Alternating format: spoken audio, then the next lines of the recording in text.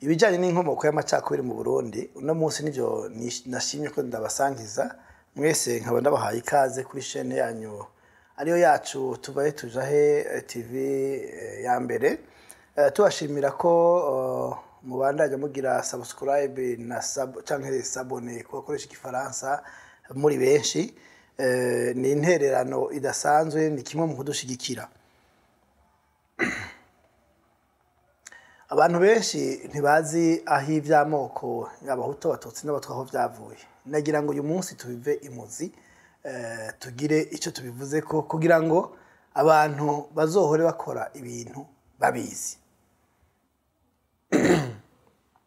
Ubwa mbere nagira ndababwire yuko ibijanye n'abahutu ntibivuze ko umuhutu ari ubwoko canke umututsi ko ari ubwoko, ariko mu mateka canke muri kahise ka kano karere abantu babungere abantu bafise ubworozi bw'inka nibo bitwa abatutsi. Usanga hari ibihugu byinshi cyane hari muri Afrika ndetse no muri bice bya bikukira Amerika uyu munsi by'ukuri hariho abo bitwa abatutsi. Wasanga hari imbyino indirimbo nko muri Haiti iharagiriza inka n'umututsi.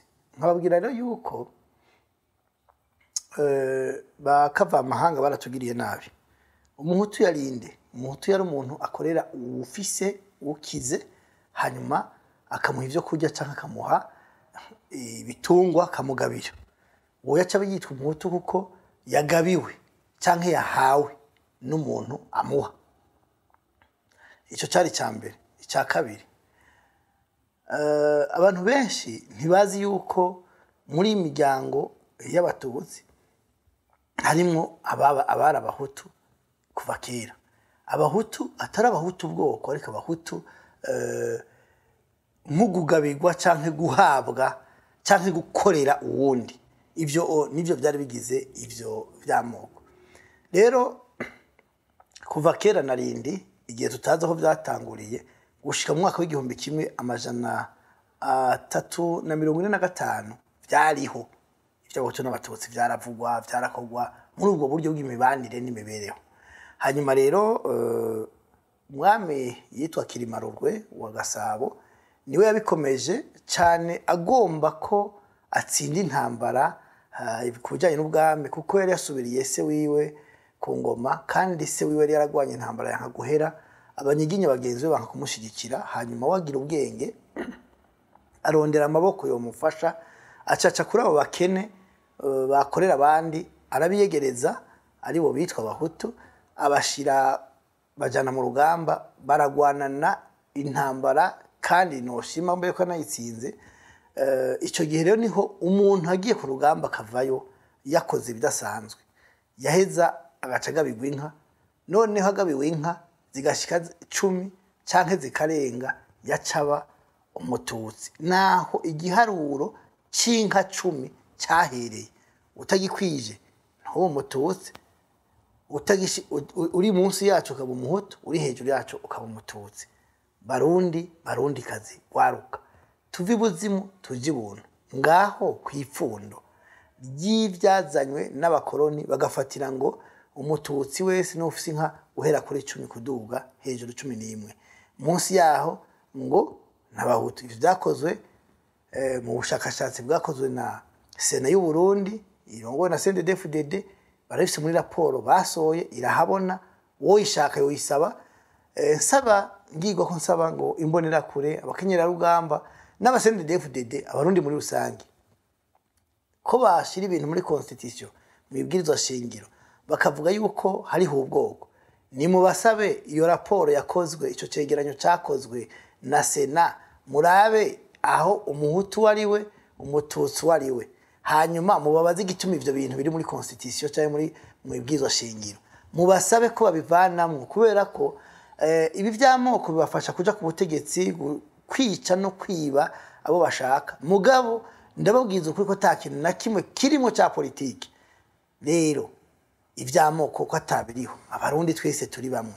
Ni muri yo ntumbero mvugane Kirimarurwe yavuye ku butegetsi canke yatanze mu mwaka w'igihumbi kimwe amajana 378 nkibwira yuko rero ico gihe cararenganye ivyo abakoroni badukoreye nakaga na kangaratete dutandukane rero n'amoko atabaho tuba abarundi turakeneye abarundi mbega ko ubwami bwakuweho bugakugwaho n'abakoroni amahoro yarabonetse reka ndababwire abadage bakoresheje ico cinka mu dutandukanye bakoresha n'iki biharuro ibice kwijana by'abatutsi n'abahutu batarusasuma yabaye bavuze ngo abahutu ni 84%, abatutsi ni 4%, ni 40 ni 4%, ni 14%, abatutsi ni 14%, abahutu 85% n'umutwe mu kwijana.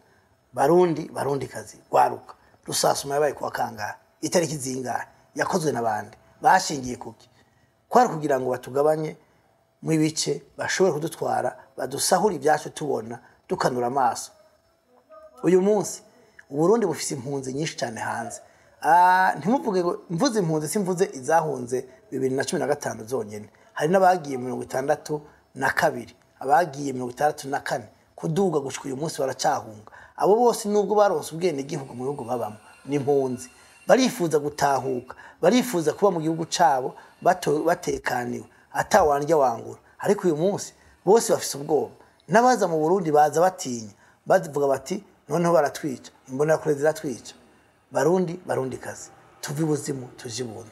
Ababirigi baje bo bayicumurya, bapima amazuru, imisaya, uburebure. Abavukana baratandukanywa n'ivyo vy'amoko y'ababirigi. None tubandanye tuba muri ivyo bintu. Leta ihari ntivyemera mu buryo bw'amaraporo yakoze canke ivyegeranyo kubera iki bavyubakirako, kubera iki babishiramwe abantu mu gisirikare. Ivya akoro darusha vy'amasezerano ya Arusha biya ni kinyoma, ni kimwe muri racisme kubera ko nitwubakira ku bwoko nta mahoro tuzoba tugize. None tubandanye turoga abantu tubona, turoge abajene, turoge ugwaruka tubona canke tuvavanure navyo. Barundi kazi dutandukane n'akabi kabishe kamoko, twubake igihugu cyubakiye ku bumwe n'urukundo, cyubakiye kuri kahise keza k'abasokuruza bacu, aho dusangiye bisokuru, aho dusangiye akabisi n'agahiye. Simvuze ko abarundi bose uyu munsi nkuko bamwe bambajije bose bava kuri Sabizeze canke bose bava kuri Nkuba. Oya, barashobora bava no ku bandi bantu, ariko abo bantu bose bafite n'isano kuko twese tuva kuri Adamu na Eva. None hariho abahinga canke aba scientifique bavuga ngo abantu bava ku nkende. Nimba abantu bava ku nkende ukaba wizeye ko kuva ku nkende kutagenda kubana nazo cyangwa uzizane mu bane uzorore zibe mu rugi wawe ko musangiye ibintu, musangiye inkomoko. Nibwire yuko abanka canke abagwanya umugambi w'Imana bazokwama bariho kandi bazohoraho kugeza Yesu agarutse. Ariko ivyo ntibivuze yuko abemera nabo tuzoca twemera ko abantu tuva ku nkende. Twebwe tuva kuri Adamu na Eva, twaremwe mu ishusho y'Imana, niko twemera. Kandi igitabo ca Bibiliya turacizera, turacemera.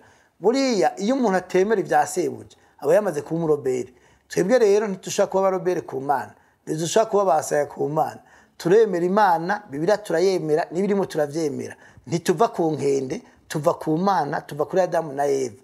Ababa ku nkende mubashishikarize bagende mu mashamba baje kubana n'inkende izo bakomokamo. Nibaza ko abo bantu abumwe bashaka kuba ari nabo bakomoka ko n'abatema abandi bakuba gutema umuntu abona ataca bagize. Rero nkaba ndabararikira mwese abarundi kuvavanura n'agatimatare k'amacakubiri tukubaka igihugu cy'u Burundi tucubakiye kuri kahise keza k'abantu bafite n'isano, bafise ico bapfana, bafise ico basangiye gusumba gufatira kuvyigishwa cyangwa kunyigisho zigishijwe n'abakoroni zifatiye ku miyaga atakintu na kimwe kirimo. Abantu benshi mubabaye muri kano karere mu bazungu bazanywe no kutuyovya. Ndababwira ko nk'umuntu yitwa Jean Pierre Chrétien yigishije kahise mu Burundi, arico icamuzanye yaraje kunyegeza aho kahise kugira ngo adusukemwo ivy'iburaya, bakwigisha histoire yo muri Afrika de l'Ouest, bakwigisha kahise k'iburaya mu Bwongereza no mu Faransa no mu Bubiligi. Mugabo mu ikomine uvukamo utazi kahise kaho, ivyo bisobanura iki? bisobanura ko bagomba kukubwira ngo raba hakurya hafi yawe ntuharabe, ko ni waraba hafi uja kusanga uri kuraraba ari mwene wanyu, ntituzoba tukivuga ngo mwumve. Nico bakoze, nico Jean Pierre Chrétien yakoze n'abamufashije, ndetse n'abashakashatsi bamwe bamwe mu banditse ibitabo b'abazungu hariho byinshi banyegeza bagaca hirya kugira ntibimenyekane. Ariko kandi ntitwakwiye kuvuga ko hariho n'abafisi ibyo bakoze byiza twofatira ko akarorero banditse bidufasha no musi dufatirako no kumenya nibi tumaze gushikako. Rero nkababwira yuko ni waba ushaka ko igihugu gitemba amata n'ubuki, ko abana n'abuzukuru bawe wavyaye babaho mu mahoro n'umutekano n'iterambere, tuvavanure n'ubwoko n'amacakubiri, kubera ko batubeshe. Niyo mpamvu mubona muri ibihugu byacu bya Afrika ndetse mu Burundi cyane cyane barungika amashirahamwe mpuzamakungu ya Nations Unies, za PNUD, za UNESCO, zande ariko nagenda babwiye ko amashirahamwe mpuzamakungu mu Burundi akora ntarenga 2, ni HCR na Sentare mpuzamakungu mpanavyaha, niyo yonyene akora mu Burundi ndetse no muri Afrika, ariko nayo nyene ntiyabuze mutunenge. Rero nkababwira ngo nimba amashirahamwe mpuzamakungu mu Burundi akora, ko hariho abana biga bicaye ku ntebe abandi bakicara ku mabuye abandi hasi, ubu nta shirahamwe mpuzamakungu rirabe by'amashure mu Burundi. None iryo shirahamwe rironka amafaranga angana gute mu mwaka? Baguze intebe zingahe? Bubatse amashuri angahe kuva bahashitse? Muraraba neza, baba bafise ibindi baje kurondera, baba bariko barakurikirana amakuru kugira bamenye ingene bagomba kudutwara n'ingene bagomba gucurika ingene tubana, kugira ngo baronke amakuru mu bantu b'ingeri zose. Nkababwira ko rero HCR ariyo yonyine ikora muri Afrika canke mu Burundi, kuko irafasha impunzi naho atavyera ngo de, mugabo hariho vyinshi igerageza gukora. Tuzobagenda tubabwira bike bike, tuzobabwira ivyikora n'utunenge tumwe tumwe tumaze kubona, ariko izo zindi zose uretse HCR niya Sentare mpuzamakungu yashyiriweho abanyafrika kugira ngo bababohe babahane, nagenda babwiza ukuri ko atazindi zikora. Tuzobigaruka ko mu biganiro bizoza hanyuma. Nkaba nongeye kandi kubashimira ko mwari kumuradukurikirana, nkababwira yuko mutabaye maso igihugu turagifise Imana yakiduhaye, ariko kandi ababisha bari kwirembo kugira ngo bakitwambure. Nta mahoro tuzokironkana nizo tutaba maso ngo tuvavanure n'amacakubiri, tube abarundi, tureke kuba ibikoko. Kandi abari ku butegetsi turabiyamye, nibareke kutuba mu macakubiri babandanye bakokeza, nibareke kwica abantu, kuko abantu twese turi bamwe. Abarundi twese duhaguruke nk'umurundi umwe, duharanire kubaho kuri twese, tubone kuronka iterambere. Ntituzoronka iterambere, ntituzokwigira dusha ku iterambere hariho amacakubiri, ntibishoboka. Ibiriko birubakwa uyu munsi atagikozwe bizosambuka, kubera ko abarundi bahezejwe inyuma ni benshi, abarundi barenganywa ni benshi. Uyu munsi abantu benshi bafise ubwoba, ubutunzi bufiswe n'akagwi gatoya. Nibwira yuko iminwe iryoha inyuranye. Gusuzugura abantu, kugaya abantu, ko abari abacanke bariye, nivyo byatumye igihugu cy'u Burundi kigeraho kigeze. Dusezerane, inkware zisezerana mu masesa, tutandukanye no gusuzugura umugwi w'abantu ngo n'uyu canke n'uriye, kubera ko ntaho bizodushitsa. Ibyo twubatse, twavunikiye, twarushe, tuzobishira hasi tubisambure, ntacyo tuzoba twungutse. Bimaze iki CNDD-FDD? Bimaze iki hamwe ibyo mwubatse mugeze ko mwagwaniye, mwaharaniye bisambutse mubona? Mwovyubaka mukavyubaka mu mutima w'urukundo, ubugwaneza no guca bugufi. Rero nkabanda bakibura, ndababwira ko dukwiye kwitwa abarundi, atakindi na kimwe dukwiye kwitwa atari zina umurundi.